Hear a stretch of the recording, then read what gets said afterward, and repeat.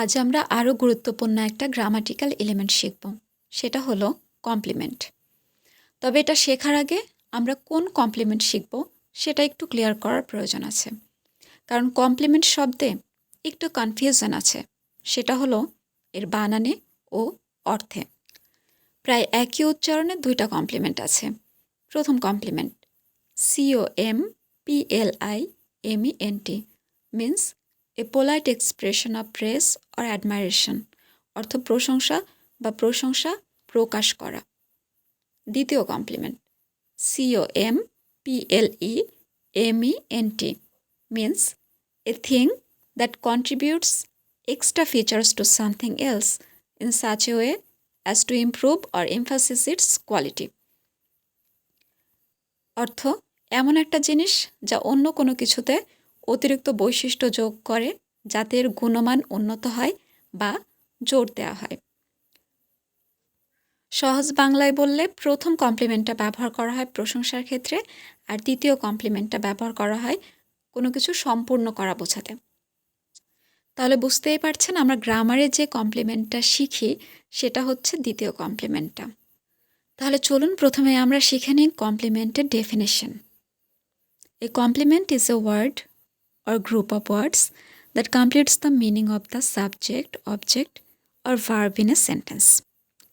অর্থাৎ কমপ্লিমেন্ট হচ্ছে একটা শব্দ বা শব্দগুচ্ছ যা বাক্যের সাবজেক্ট, অবজেক্ট অথবা ভার্বের অর্থ সম্পূর্ণ করে।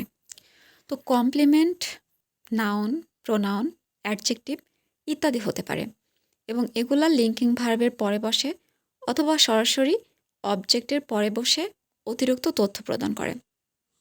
যেমন রুনা ইজ এ টিচার, এখানে সাবজেক্ট রুনা, রুনার সম্পর্কে অতিরিক্ত তথ্য দেওয়া হয়েছে যে সে একজন শিক্ষক, যার ফলে বাক্যটা সম্পন্ন হয়েছে।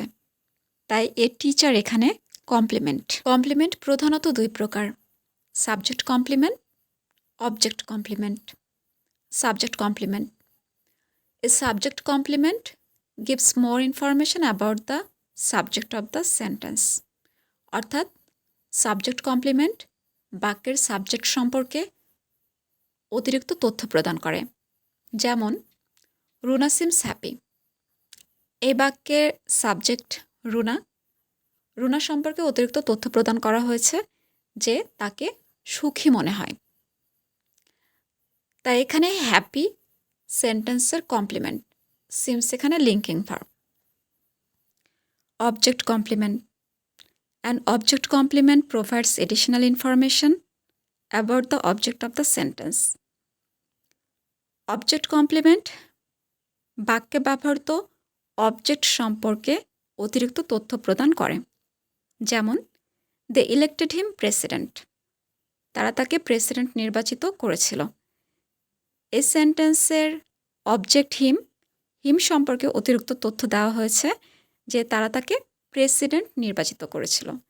তাই এখানে প্রেসিডেন্ট হিমের কমপ্লিমেন্ট হিসেবে ব্যবহার করা হয়েছে। এবারে চলুন আমরা সাবজেক্ট কমপ্লিমেন্ট এবং অবজেক্ট কমপ্লিমেন্টের স্ট্রাকচারটা দেখে নিই। Subject complement follows a linking verb and describes or rename the subject. Subject complement linking ভার্বের পরে বসে সাবজেক্টকে ব্যাখ্যা করে অথবা নতুন নাম প্রদান করে। তাই এর স্ট্রাকচারটা হবে এরকম: subject plus linking verb plus subject complement. যেমন she is a teacher, she এখানে সাবজেক্ট, ইজ লিঙ্কিং ভার্ব আর এই teacher complement. Object complement follows and modifies or renames the object. Object complement অবজেক্টের পরে বসে অবজেক্টকে মডিফাই করে অথবা তাকে পুনরায় নামকরণ করে।